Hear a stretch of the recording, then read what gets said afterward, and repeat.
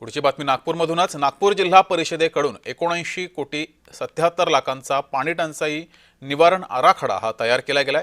जिल्हा परिषदेच्या इतिहासातील सर्वात मोठी ही आर्थिक तरतूद आहे। मंजुरीसाठी प्रस्ताव जिल्हाधिकारी कार्यालयाकडे सादर केला गेलाय।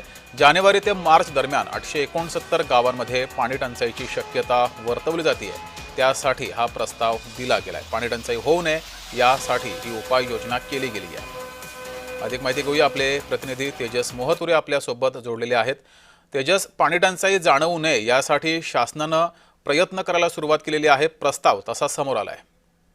नक्कीच आपण जर बघितलं असेल तर फरवरीच्या उत्तरार्थ जर बघितलं असेल तर नागरिकांसोबत आता शासन सुद्धा पाणी टंचाईवर एका अर्थाने जे आहे ते सरसवल्याचे चित्र सध्याच्या घडीला नागपूर जिल्ह्यात पाहायला मिळत आहे। 800च्या वरती जे गाव आहेत त्या ठिकाणी जर बघितलं असेल तर जानेवारी आणि मार्च या दरम्यान मोठ्या प्रमाणात जे आहे ते पाणी टंचाई होत असते। यासाठी जे आहे ते इतिहासातील पहिल्यांदाच जे आहे नागपूर जिल्हा परिषदमध्ये आर्थिक तरतूद करण्याचा तसा आराखडा सुद्धा तयार करण्यात आला। एकूणच जर बघितलं तर 77 कोटी जे आहेत ते संपूर्ण या पाणी टंचाईवर जे आहे ते खर्च करण्यात येणार आहे। यासोबत जर बघितलं असेल तर मार्च ते जून पर्यंत म्हणजे मार्चच्या शेवटी जून पर्यंत जे बघितलं असेल यासाठी सुद्धा स्वतंत्र आर्थिक तरतूद सुद्धा करण्यात आली आहे। त्यापैकी बघितलं असेल तर 292 गावामध्ये असते पाणी टंचाई असते। नागपूर जिल्ह्यातील 12 तालुक्यात आणि 12 तालुक्यामध्ये जर बघितलं कुठलं ग्रामीण भागात मोठ्या ठिकाणी जे असते पाणी टंचाई असते। यासाठी जे आहे ते वेगवेगळे शासनाची योजना आपण जर बघितलं असेल तर जल जीवन मिशन योजना हे केंद्र आणि राज्य सरकारची योजना, मात्र असं असताना सुद्धा जे आहे नळगंगा योजना असेल, मात्र विहिरी संदर्भातली योजना असेल, या संपूर्ण योजनेच्या जे एकूणच जे आहेत याच्यावर सुद्धा आर्थिक तरतूद खर्च करण्यात आले। यासाठी जर बघितलं असेल तर जिल्हा प्रशासन जे आहे ते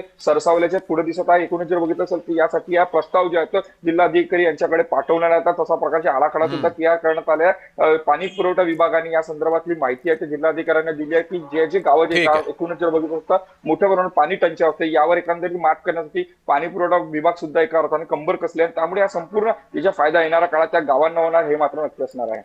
ठीक आहे तेजस, तुम्ही असेच जोडलेले रहा।